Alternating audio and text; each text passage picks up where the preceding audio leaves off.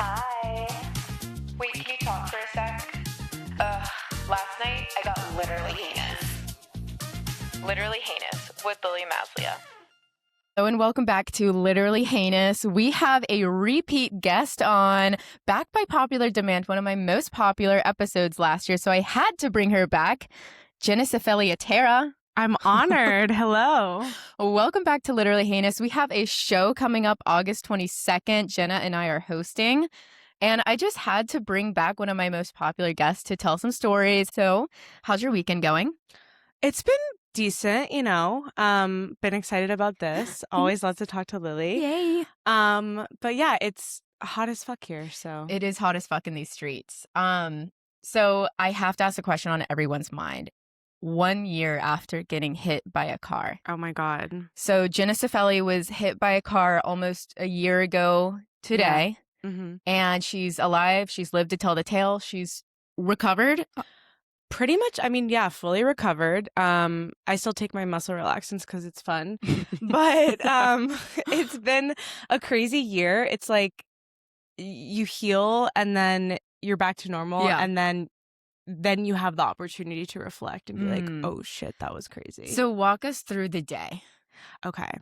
So if it's not too triggering. No, it's not. And okay, so I was supposed to go into the office. My coworkers and I were like, let's meet up, go to the office. We don't have like a strict in-office policy, but we were like, let's go.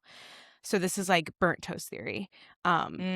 Because literally right before I was about to get ready and go to work, they all texted like, we're actually not feeling it today. I was like, okay. Well, I didn't buy anything for breakfast if I'm going to be working from home. Yeah.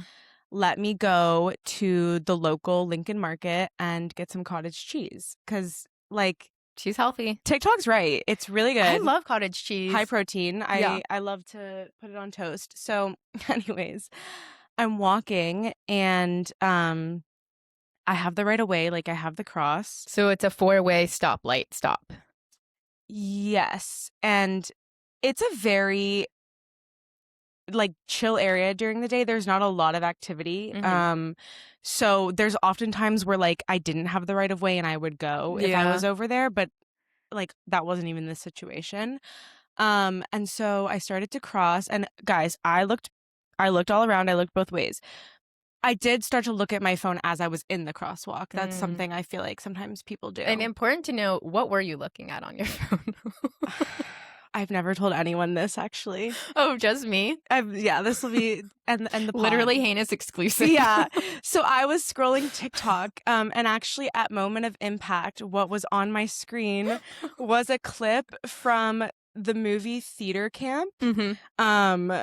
Molly Gordon and Ben Platt, yes. And so it was, they have a song in that movie. Mm-hmm. The song was echoing in my headphones as I got hit by the car, which is just really, I don't know if I'll live that one down. Yeah. So the car took a left turn. So like, it was one of those situations where they were supposed to yield for sure. Mm-hmm. And they didn't. They said they didn't see me.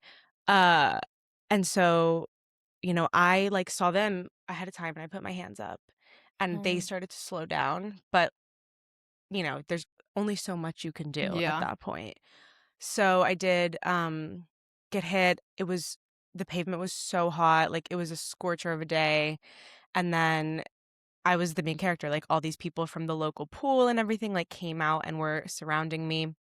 All these like moms, these women were helping me out. And then there was just one man like standing over and looking at me for like the whole time. And I was like, you're useless. Like these women are like grabbing my phone, calling my sister. Yeah. And then did you have to like tell them your phone password?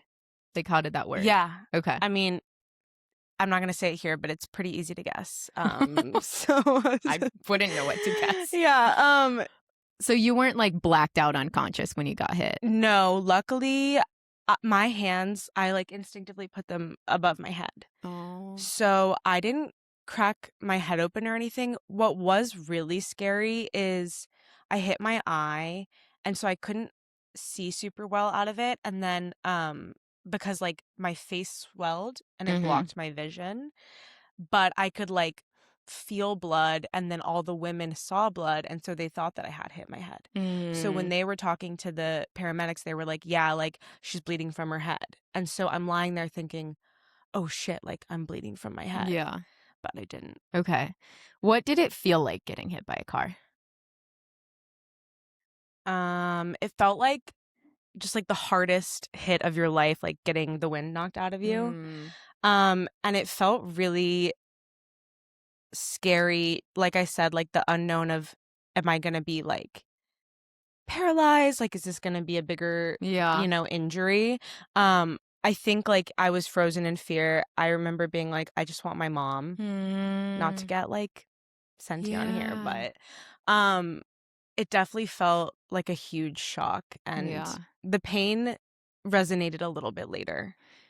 Yeah, I've heard that like with like intense, like painful things like that, you don't really feel the pain right away. It's more shock. Yeah, I mean, when the paramedics came and they were trying to get me in the ambulance, I couldn't move because I didn't know this at the time, but I had broken my pelvis. And so that was like physically very painful. They were like, turn over, and I was like, I cannot turn over, so then they had to like lift me. That was one of the most painful moments. But yeah, a lot of it was just like being on ketamine and morphine and being like scared out of my mind. So you were taken to like one of the worst hospitals in New York. A hospital that has multiple New York Times investigations about it. All the Atlanta heads will get this. My mom told our family, she was like, when she got there, she was like, this makes Grady look like a 5-star hotel. Yikes. So that was sort of what we were dealing with. Okay. And it was a Brooklyn hospital, and it was like in Bed-Stuy kind of, or is it in Bushwick? Yes. I think it's technically in Bushwick. Okay. God. Yeah. I mean, worst place on earth to go. Yeah. And we tried to get me transferred, called in all the favors, whatever. Mount Sinai. Yeah. And they don't want you to transfer because I think it like affects their funding status if they get a lot of transfers. Yeah. So we basically fought with them for 3 days, and then I never left. Damn. Yeah. So you were in the hospital, and then your parents came up. Did they come that day?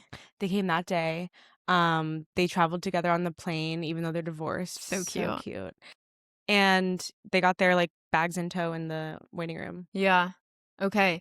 So what were your injuries? So broken pelvis. I broke it in like 4 different places, which I learned can actually be good. Like the way it broke the ring of my pelvis or something like that in a way that will heal naturally and doesn't require surgery. Good. So that was good. As much as you can tell us, who hit you? It was a woman. So, like breaking stereotypes. I didn't really see her. I heard her. And then everything was done like between lawyers. Yeah. So I never spoke to her. That's so like Taylor Swift. Like our teams handled it. Right, exactly. Like talk to my people. I don't know much about her. Like people want me to hate her. I don't know. Like I'm a bad driver. Like people make mistakes. Like I'm not like condoning it. Yeah. I just like, if it were me, I would feel so bad for the rest of my life. Oh my God. I would be projectile bomb. So when you heard her at the crash, what was she doing? She was kind of just telling the police, like, I didn't see her. Like, I had no idea. She maybe could have been a little more apologetic. But, she was kind of just saying, like, defending her case. But she did stay there. I think people think that maybe she, like, hit and run, and that's not the case. Well, that's, good. Yeah. Okay. So you were out of the hospital within about a week? Generally? Even less. I think it was 4 days. And then you were on a walker for a little bit. So that was a sad era. Walker era was interesting. Cane was definitely a little easier. Yeah. Yeah. I went over to your house, I think, a couple times to hang out when you were down bad. It was so sad seeing you walk with a cane. I literally felt so bad for you. It was interesting. I learned that no one gets up on the subway for you, even if you have a cane. Oh, yeah. I'm not surprised. Yeah. So, as much as you can tell us, what, like, did you have to pay out of pocket? Like, did you get all your money back? Did you get, like, more money back? Or, like, what was the finances? Okay, so insurance like the person who hits you, their insurance covers your medical bills. And I think it's like up to a certain amount, but it was an amount I wasn't going to hit. So it was okay. Yeah. You know, so like they pay for your medical bills and they pay for your physical therapy. You have to go to this like shitty office in like Brighton Beach every few months to prove that you still need physical therapy. Yeah. It's like Geico's doctor or whatever. But they cover that. So that's great. The things that I paid for were more like incidental. Like I had to take Ubers everywhere. I had to order a lot of takeout. I had to buy a shower chair, and you can't always get that stuff reimbursed. Yeah. And then like obviously my family like took time off their jobs and like traveled to be with me. My mom stayed for like 3 weeks. So there's like opportunity costs, but overall nothing crazy. And then I didn't make a lot of money off of it because the person that hit me had no money, didn't have any assets. And let this be a lesson. You want to get hit by an expensive car. Yeah. If you're going to do it, like go big, because it was just at the end of the day, the only money I could get was from the insurance policy that she had, which was shitty. Yeah. But you know what? Like, it's a lot of money to me. Yeah. It's not a lot of money in the grand scheme of things, but it was a lot of money to me. Okay. Yeah. Okay. So you haven't like secured generational wealth from this? No. And honestly, like at least it wasn't a long drawn out like case, because I think with these bigger dollar amounts, you get into like litigation. So we can venture into your personal life for a little bit. So Let's do it. you and Eric hadn't been dating for crazy long at that point. How did getting hit by a car affect your relationship to Eric? It affected it for the better, for sure. I mean, we had met in late, like last day of December of the year before, and then this happened in July. So that is 6 months, but we weren't like dating for all of that time. It was the first time he met my dad was in the ER. So that was big. Yeah. And he got so much FaceTime with my family. Yeah. Because of the situation. And I think like the way he responded and was communicating with like my friends and everyone and taking care of me, like really just spoke well to our relationship. And God, if I had been single, I would have been so bored once my mom left, you know. I would have, I mean, friends and everything around me, but someone to sleep over and like do my laundry, like, that was a different level. Yeah. That's good. Yeah. We love Eric over here. We so love him. thank God. Do you have any residual PTSD? Yeah. Damn. I mean, I'll never jaywalk the same way again. Notice I didn't say I'll never jaywalk again. Yeah. It just won't hit the same. Yeah. I keep my head on a swivel. Mhm. Like and if someone does make that turn, like a left turn into a crosswalk, I do get like butterflies in my stomach every time. Yeah. And I will like put my hands up and be like, I'm walking here. Yeah. You know what I mean? I'm walking here, like people make fun of it, but like it's important. I think it's a safety measure at the end of the day. I also have like really bad car anxiety. I was almost hit by a car when I was in like 9th grade on Roswell Road, and it was pretty intense, and that like was enough to like freak me out for the rest of my life. Walking in Atlanta hits different because there's like no sidewalk. Well, good. It's an important anxiety to have, and let this be a message for everyone else. No one is immune, and like thank God that the walking man was on. Yeah. Because how many times do we cross, even when it's like the walking man's not on, but we, you know, traffic's going the other way, so it's fine. What if the walking man wasn't on? Do you think you'd still get? Well, they never recovered like footage from nearby stores. So they don't like have proof of anything. Okay. I think, it's a lesson of like, you always have the right of way as a pedestrian, but don't be stupid. Yeah. You're going to feel so much shame if you get hit on a jaywalk. People always throw that around. Pedestrians have the right of way. I'm like, it doesn't matter when an Escalade comes hurling to you at 35 miles an hour. Would you rather die or like be right? You know what I mean? It's just like, it is not a valid argument to me. Like, well, we have the right of way. Like, so I just always think like someone could be like drunk, like driving up on the sidewalk, you know? 100%. I mean, people like crash into storefronts all the time. There's some stuff you can't control. Truly. But what you can control, you should be mindful. Keep your head on swivel. Okay, well, thank you so much for your vulnerability and sharing that with us. I'm an open book. Okay, so let's talk about Ariana's album. Okay, so Petal came out yesterday at midnight, Ariana's album, and I mean, I love it. I love anything that she does, of course, but it's had some lukewarm reception. I know you and I are similar in that, like, it takes me weeks to, like, get to know songs and have a favorite. What are your initial thoughts?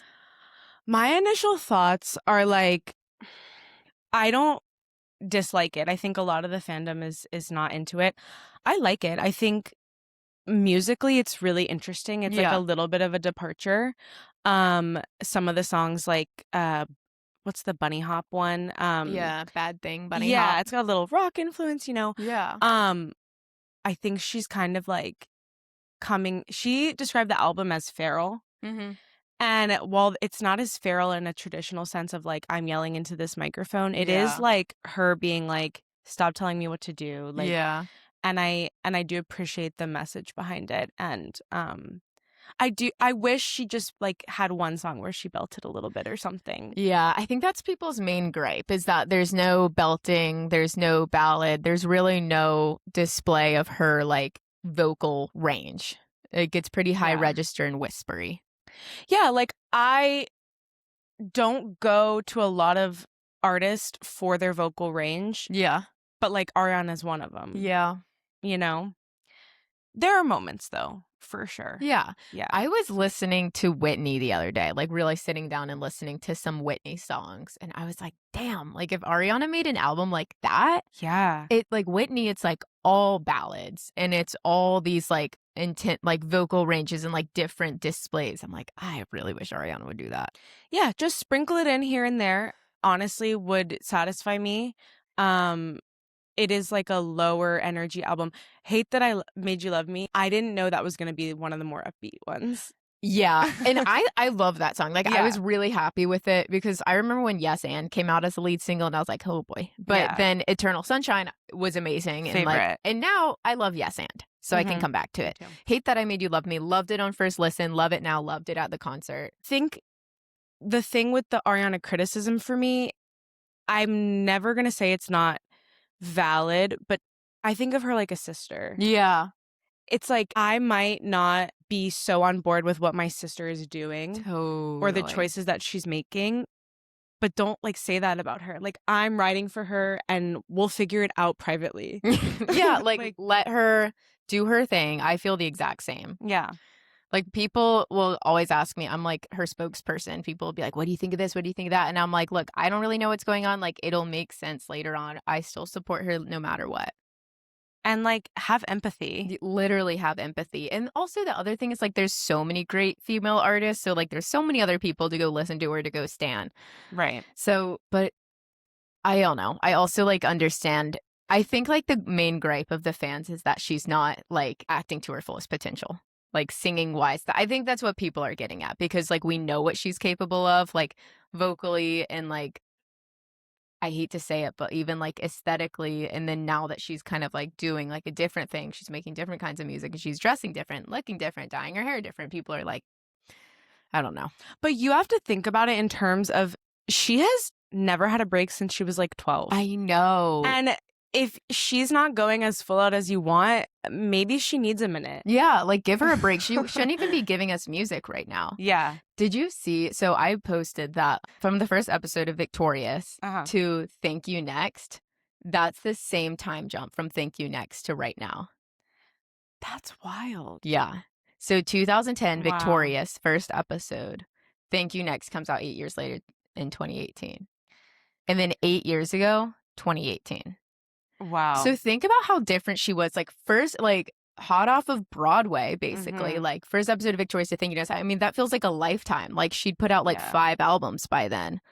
And then with people being, like, so aghast that she's so different now. I mean, it's the same time jump. So it's, like, 8 years. She did all that, like, Victorious to Thank You Next in 8 years. So, like, of course she's, like, different 8 years to now. It's the same time. Yeah. And her personal life has been also, like, a roller coaster. So she's going through all of that. And some of that's, like, out of her control, you know? I feel for her immensely. I'm here for her journey. I think, like, what's that saying? The long arc of time builds towards progress, something like that. I've never heard it. I totally butchered it. That's how I feel about Ariana. She's gonna like come back around truly healed, and I'm just gonna be there for her. I'm so excited. I want her to like embrace the curly hair, like the Yes. natural hair. Yeah. And I love her acting, so I'm excited for that too. She's a comedic genius. She is. She has great comedic timing. Hello? Yeah, no, I'm excited. Yeah. Have you heard that Warning Signs is about The Weeknd? No. So there's a lyric in there that's like, you only call me when your numbers slide. And it's like when he's like not doing well in the charts, like that's when they collab and everything. Wow. And apparently there's a riff in there that is like a similar riff off The Weeknd that The Weeknd uses. I love that Easter egg. I mean, she could talk shit about a lot of people, high up people. So you weren't able to go to the concert that we were supposed to go to together, unfortunately, but you were Yeah. able to go. No, and yes, and you know what though? I'm sad I didn't have that experience with you, but I'm so glad it worked out that way because now your mom is like into Ariana. I know. And it's been a beautiful thing to watch. Yes. I was obviously sad you couldn't go, but it's all fine because you were able to go. And that's the universe that Ariana Grande kind of like Yeah. taps into. It really is. Yeah. My mom loved it. We put out an episode about it, like multiple TikToks about it. She had so much fun. And I've been talking about Ariana for years. My mom like doesn't listen to music. Oh, interesting. You know? Yeah. So it's like she wasn't gonna go and listen. She had to like be like eyes open, like Clockwork Orange style to like understand it. Yeah. I went in Brooklyn and it was amazing. And, you know, I had someone give me their ticket. I mean, I bought it, but like give it up to me, Yeah. which is just like such a sacrifice. And I got to go with friends. So, Yeah. because I was thinking like if I end up getting a ticket, I'm gonna go alone. Yeah. And that's great, but like it's not the same. Yeah. And it was amazing. I mean, Eternal Sunshine is my favorite album. 100%. So me too. yeah. Damn. It was really good. I am still like wondering with the timeline of everything, like why she put out an album like in the third part of a tour. The theory is that maybe she's done after this. She's had a rough few years. So between like all the Ethan Slater drama, summer 2023, and then like people can't stop talking about her thinness. Yeah. Which is it's a complicated issue. We're not mental health experts. We can't really speak on it the way it should be. Yeah, of course. And I don't think anyone really can. And it's Yeah. like I'm not friends with Ariana Grande. I don't know her, so whatever. But Yeah. I feel like it's, you know, she's been in hot water the last like couple years. I mean, she always is. She just lives her life out loud. What can we say? She does live, and then we get to reap the benefits of it. Like people should be more grateful. Okay, so Genna and I went to high school together. We went to a really small school, like a small private school called Galloway. I don't care, I'll say it. And the older I get, the more appreciation I have for it. Would you say that? Yeah, I think it taught me how to look at the world in a way that a lot of schools don't teach you. Yeah. That I think is like part of the reason we have a critical thinking problem in this country. So I'm grateful for it. I definitely am too. Like I feel like I got a really good education there. Yeah. So we talked a little bit about it on our last episode, like some of the crazy, just like weird shit that we have to do. And I really don't talk about it that much, like to my like any new friends that I've met, like especially in college, because I was like, no one's gonna get it. Yeah. I'm not explaining excursion. Oh my God. Well, that is just a hard thing to explain. Yeah. You had to be there. You did have to be there. So I was thinking about like funny high school stories. I feel like I blocked a lot of high school out. I honestly don't remember a lot of it, but I remember one of the biggest scandals was, I think it was my junior year for the Sadie Hawkins dance when like some people snuck in alcohol. Oh, yeah. Do you remember that? Yeah. My senior year. Okay. Yeah. That was like one of the biggest scandals, I think. And then by the literally universe working its magic is like I did go to Sadie Hawkins, but like I left early, like when those people came in, because if they were there, I definitely would have been a part of the people that got accosted. No, you? Probably. I mean, it was sad because it was like this thing where everyone does that and Yeah. everyone's been doing that, and that's their right as high school students, even if it's illegal or whatever. But you can't get caught. Yeah. You just have to be smarter than that. So there was one person that like fell on the sword and like took the blame and like got in trouble for it. And she was my friend, so I was like very privy to like what was going on. And it was like such a like the way that the headmaster, Susanna Yemsby, don't care. That sounds so cunty, the headmaster. I know. I mean, that's what it's called, right? Yeah. Okay, yeah. So the head of school, like basically just like annihilates this girl. And then like the only thing I remember is that she told her that she has no moral compass. And that was like, and I remember that was the first time I heard that phrase. So I was like, what does that even mean? And I was thinking about it. I haven't thought about the story in years, but I'm like, that is a crazy thing to say to a child. It is. And I think that was sort of the thing with Galloway. No shade. I had amazing teachers, but they would kind of cross that boundary of speaking to you in a certain way sometimes. Yeah. Because it was like this close-knit community. And it's like looking back, I'm like, so many things of, I can't believe you said that. Yeah. You know? Yeah. And that is one of them. That's crazy. It's a crazy thing to say, like, no moral compass because she was caught with a flask at a school dance. So you're completely erasing like her entire like moral code. Like she didn't bring a gun to school. Like that's something you say to someone that commits a school shooting. Right. Or like really bullies someone in a hurtful way. Yeah. But like this action didn't hurt anyone but herself. Yeah. You know? That's so messed up. I know. And I'm like, damn. And this girl got so like the rest of the year, because Sadie Hawkins, I think, was in the fall. And like the entire rest of the school year, she had to eat in like the assistant principal's office for lunch. Wait, so that's not like fitting of the crime, in my opinion. I think that I remember she would have to go to Lexi Fields' office. But Lexi was cool.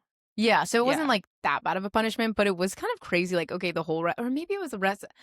It was really intense, and it like followed her like throughout college applications, and then the moral compass of it all was like really fucked.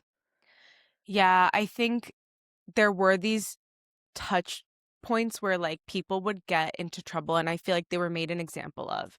Yeah, because things were chill 90% of the time. Like no dress code. People would show up like kind of randomly and not check in with like the front desk. Yeah. Like it was just kind of like, we trust you to be adults and you're kind of like living your life and getting your education. But then there would be moments where it's like, oh, you cracked down. Yeah. You know? And I think that was always really shocking.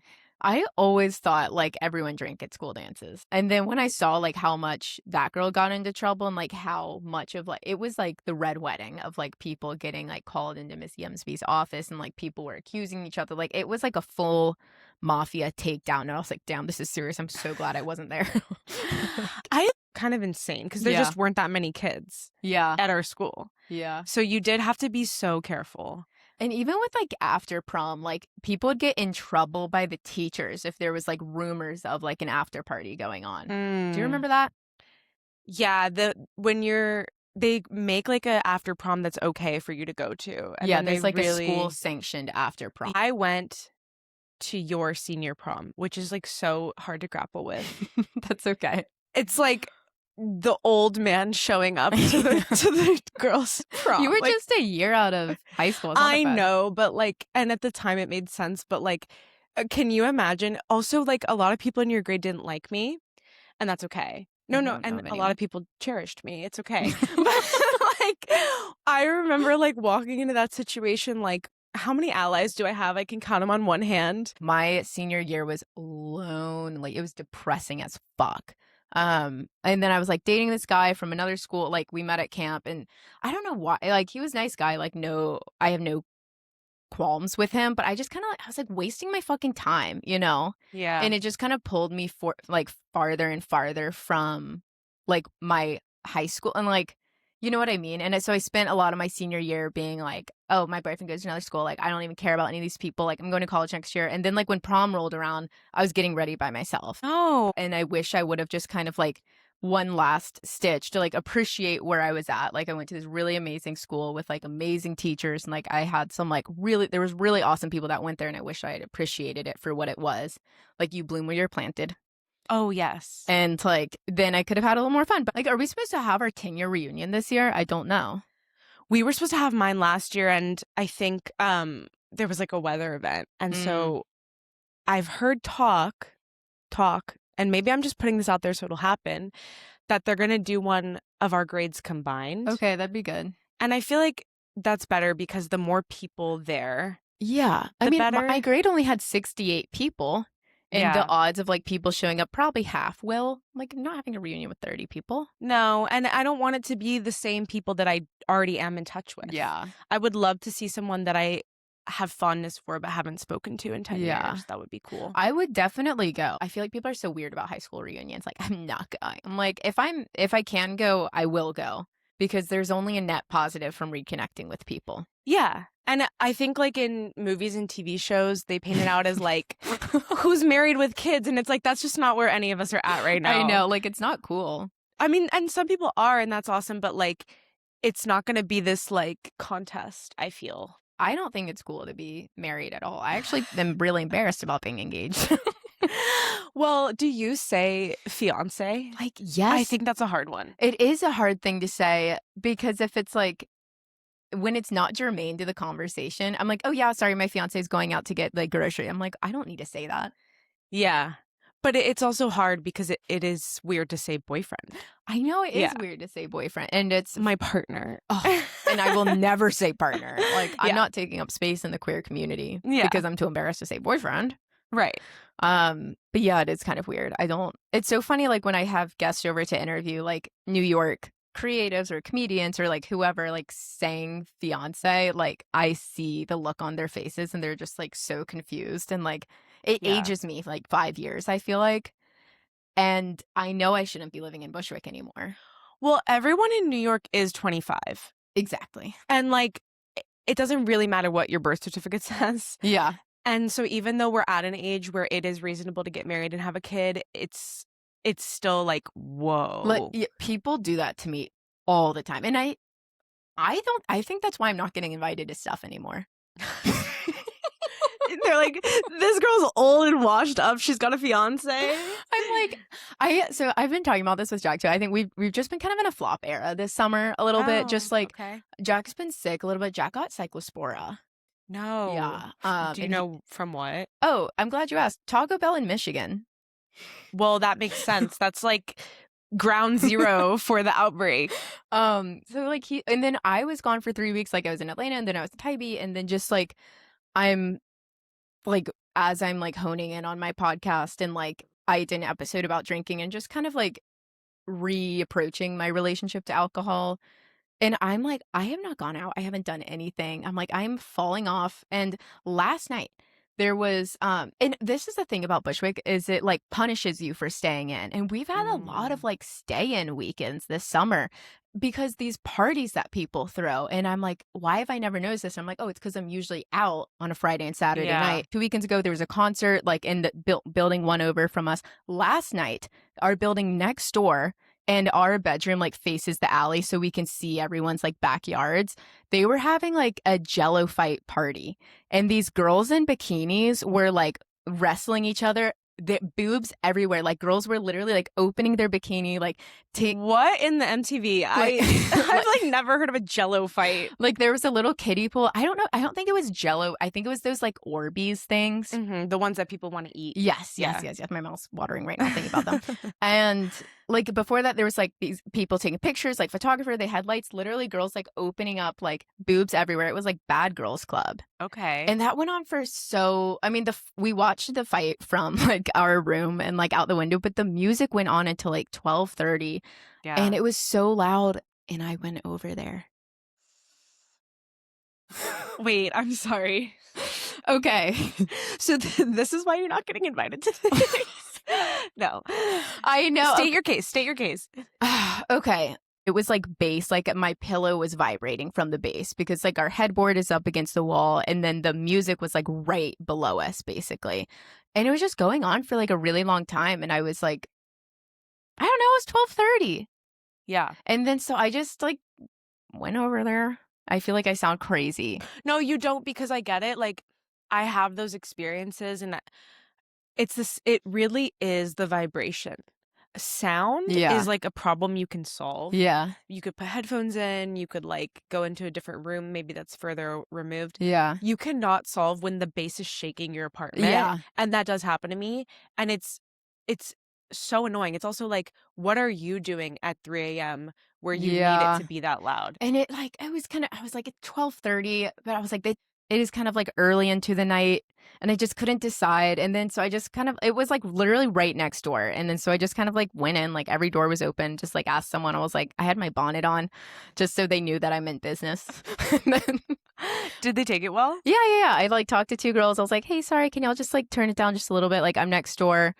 And I just said, like, sorry, I feel like such a loser right now. And they're like, no, like a loser would call the cops. Like, no worries, we'll bring it inside. No, and they were like, come to That's so true. A loser would call the cops. Okay, Yeah. so I was like talking to Jack. I was like, okay, what are our options? We can go sleep in the front room right here. Well, Jack can't fit in this twin bed. Yeah. We could go sleep on the couch, which I don't want to do. I don't like our couch. Our couch is scratchy. And then we could just listen to it, or I could just kind of like say something. So I just said something. I think it's like when you do take off a Friday night, and you have to sometimes. Yeah.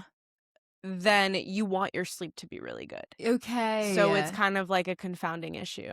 I know. And Yeah. now I'm like having regret. And yeah, I mean, and they did. They were nice about it. They were cool about it. The other thing is apartment 2, like one apartment over, they were having a full blown concert, and that ended right at 10.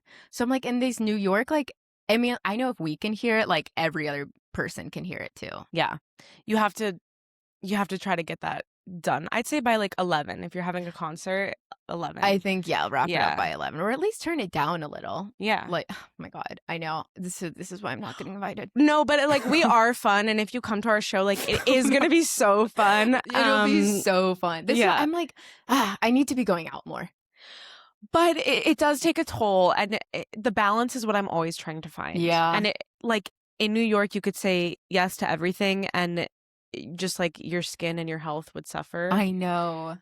But like you also can't protect your peace too much, because then you're just you're not having I've been fun. protecting my peace a lot, and I'm Yeah. not like a peaceful girl really. So Mhm. I don't know. But now I'm like looking at this, and now I'm like this loser who goes over to like neighbors' houses in a bonnet to ask them to turn the music down. And I'm like, the bonnet really is the cherry on top. So another thing about Galloway is like I said, you get close with teachers, you know them well.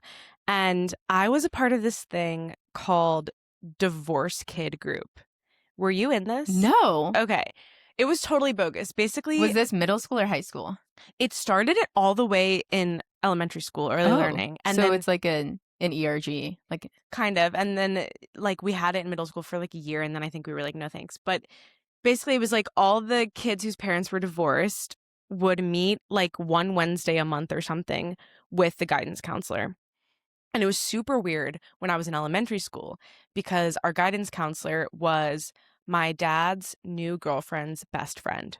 okay. So imagine you go into this group to talk about divorce, and the topic is like, how are you dealing with your parents dating? And Yeah. then you have to tell the person that's Oh my the best God. friend. Like that happened to me for real. But anyways, in middle school, it was with a different guidance counselor. She was super sweet, and it really like got pared down. So it was just me, Jake Goldwasser, and Ariana. And we had like a great time. We just Yeah. enjoyed gabbing. It didn't matter if the guidance counselor was there or not. But Yeah. she would get these calls sometimes in the middle of our sessions from the principal at the time. Okay. And she would answer it and talk in a way that even though we were like 10 or 11, we clocked that something was going on. And we even had an inside joke, like Oriana and I would be like, look who's calling. Oh my like, blah, God. blah, blah. So flash forward a little bit. It turns out she was having an affair with the principal, and he left the school. Yeah. And like, that's, you know what, life happens. Adults have like things Yeah, happen, and things happen. and it happened, and everyone's equally at fault and whatever. But it was so crazy, because then 3 years later, when I was like maybe in 8th grade, the same guidance counselor gets with our science teacher. Yeah.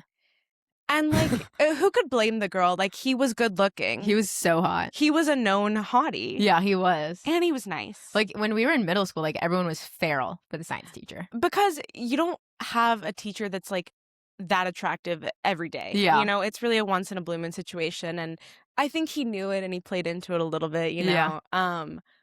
But so then he was married, allegedly, they had an affair and he was married. Oh, I didn't know he was married. Allegedly. Allegedly married. And I just was like, this is crazy. Like, I clocked this behavior at 10 years old. Yeah. And imagine this happening to you twice. Yeah. In the span of like 3 years. That is crazy. It's iconic, actually, in a way. Yeah. To be the Ariana Grande of Galloway. And literally. like, that's probably why I always loved her. Yeah. Like, I love her down. Oh, I she's loved a her sweetie. In middle school. Hope she's doing great. Yeah. No shade. I think they're still together. Yeah. So actually, like, maybe it was like she learned a lesson the first time, and then the second time it was like this was the true love. Yeah. I just aspire to be that messy in the workplace. Yeah. She literally was the Ariana Grande of Galloway. Do you remember the 8th grade like chorus trip, or was it 7th grade when we went to New York? Yes, I was thinking about this. You were 7th grade. I was in 8th grade. She was my chaperone for my small group. No. Yeah, it was like me, Maggie, Zoe, and Amanda. Fun. Iconic group. And then group. Who do we get?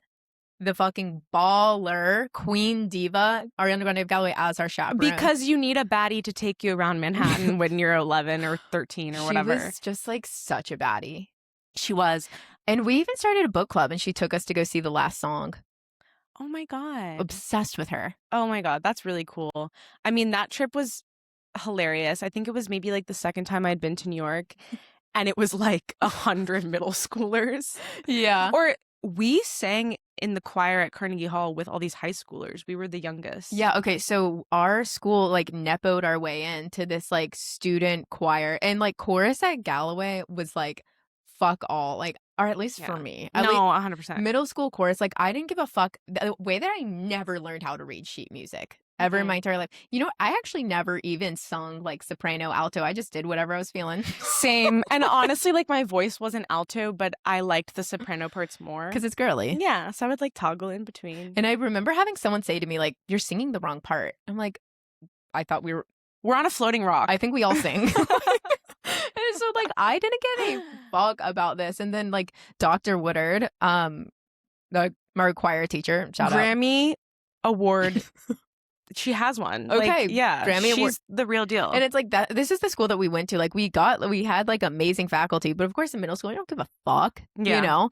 And she was like talking this big game about like, we're going to New York, we're singing Carnegie Hall. I didn't give a fuck. I was like, we're going to New York. I was like, take me to the Kardashian store that's in Times Square. Literally. I wanted to go to Dash so bad. Oh my God. And then when we get there and we're actually doing like our choir rehearsals, like we're with all these like high schoolers, and I remember like, and so they seemed so old to us, and I remember like how good it sounded, and I'm like, oh, this is how it should sound. That's crazy. Yeah. And I'm sitting there like off key singing alto and soprano, and then like the other high schoolers are there like, oh, I auditioned for this, I practiced for this audition, and we just like nepoed our way there. I just know those high schoolers were so pissed that they had to deal with us. We shouldn't have been there.